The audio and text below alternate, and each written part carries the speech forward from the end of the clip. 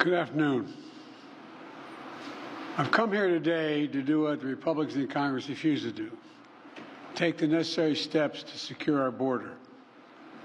4 months ago, after weeks of intense negotiation between my staff and Democrats and Republicans, we came to a clear bipartisan deal. It was the strongest border security agreement in decades. But then, Republicans in Congress, not all, but walked away from it. Why? Because Donald Trump told them to. He told the Republicans, it has been published widely by many of you, that he didn't want to fix the issue. He wanted to use it to attack me. That's what he wanted to do. It was a cynical and an extremely cynical political move, and a complete disservice to the American people who are looking for us to not to weaponize the border, but to fix it. Today, I'm joined by a bipartisan group of governors, members of Congress, mayors, law enforcement officials, most of whom live and work along the southern border. They know the border is not a political issue to be weaponized. The responsibility we have to share, to do something about it. They don't have time for the games played in Washington, and neither do the American people. So today, I'm moving past Republican obstruction and using the executive authorities available to me as president to do what I can on my own to address the border.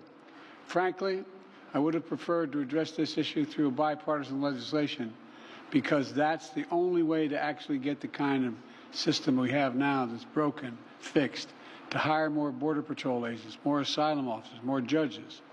But Republicans have left me no choice. Today I'm announcing actions to bar migrants who cross our southern border unlawfully from receiving asylum. Migrants will be restricted from receiving asylum at our southern border unless they seek it after entering through an established lawful process. And those who seek to come to the United States legally, for example, by making an appointment and coming to a port of entry, asylum will still be available to them, still available. But if an individual chooses not to use our legal pathways, if they choose to come without permission and against the law, they'll be restricted from receiving asylum and staying in the United States. This action will help us to gain control of our border, restore order into the process. This ban will remain in place until the number of people trying to enter illegally is reduced to a level that our system can effectively manage. We'll carry out this order consistent with all our responsibilities under international law, every one of them. In addition to this action, we recently made important reforms in our asylum system, more efficient and more secure reforms. The goal is to deliver decisions on asylum as quickly as possible. The quicker decision means that a migrant is less likely to pay a criminal smuggler thousands of dollars to take him on a dangerous journey, knowing that if in fact they move in the wrong direction, they're returned around quickly. And 2 weeks ago, the Department of Justice started a new docket in the immigration courts to address cases where people who've recently crossed the border and they make a decision within 6 months rather than 6 years, because that's what happens now. Additionally, the Department of Homeland Security has proposed new rules to allow federal law enforcement to more quickly remove asylum seekers that have criminal convictions and remove them from the United States. My administration has also recently launched new efforts to go after criminal networks that profit from smuggling migrants to our border, and incentivize people to give tips to law enforcement, to provide information that brings smugglers to justice. We're also sending additional federal prosecutors to hotspots along the border and prosecute individuals who break our immigration laws. One other critical step that we will be taking, and that has made a huge difference. We continue to work closely with our Mexican neighbors instead of attacking Mexico, and it's worked. We've built a strong partnership of trust between the Mexican President López Obrador, and I'm going to do the same with the Mexican-elect President who I spoke with yesterday. We've chosen to work together with Mexico as an equal partner, and the facts are clear.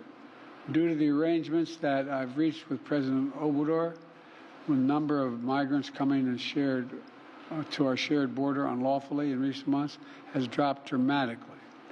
But while these steps are important, they're not enough.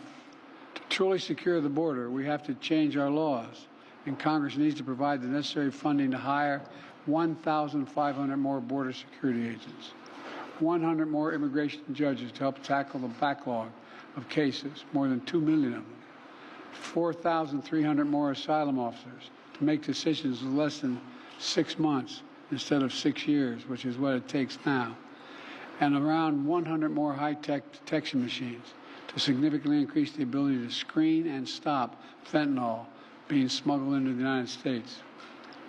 These investments were one of the primary reasons that the Border Patrol Union endorsed the bipartisan deal in the first place. And these investments are essential, remain essential. As far as I'm concerned, if you're not willing to spend the money to hire more Border Patrol agents, more asylum officers, more judges, more high-tech machinery, you're just not serious about protecting our border. It's as simple as that. I believe that immigration has always been a lifeblood of America. We're constantly renewed by an infusion of people and new talent. The Statue of Liberty is not some relic of American history. It stands for who we are as the United States. So I will never demonize immigrants. I'll never refer to immigrants as poisoning the blood of a country. And further, I'll never separate children from their families at the border. I will not ban people from this country because of their religious beliefs. I will not use the U.S. military to go into neighborhoods all across the country to pull millions of people out of their homes and away from their families to put detention camps while awaiting deportation, as my predecessor says he will do if he occupies his office again. On my very first day as president, I introduced a comprehensive immigration reform plan to fix our broken system, secure our border, provide pathways for citizenship for dreamers, and a lot more. And I'm still fighting to get that done. But we must face the simple truth. To protect America as a land that welcomes immigrants, we must first secure the border and secure it now. The simple truth is there is a worldwide migrant crisis. And if the United States doesn't secure our border, there's no limit to the number of people who may try to come here, because there's no better place on the planet than the United States of America. For those who say the steps I've taken are too strict, I say to you that be patient. And goodwill of American people are wearing thin right now. Doing nothing is not an option. We have to act. We must act consistent with both our law and our values as Americans. I'll take these steps today, not to walk away from who we are as Americans, but to make sure we preserve who we are for future generations to come. Today, I've spoken about what we need to do to secure the border. In the weeks ahead, and I mean the weeks ahead, I'll speak to how we can make our immigration system more fair and more just. Let's fix the problem and stop fighting about it. I'm doing my part. We're doing our part. Congressional Republicans should do their part. Thank you very much.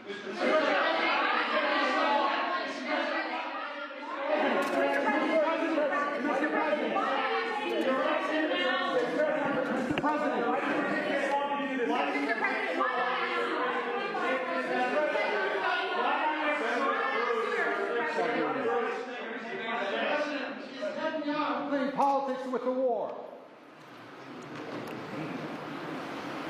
What was that? I asked her, is Prime Minister Netanyahu playing politics with the war? I don't think so. He's trying to work out a serious problem against. Thank you.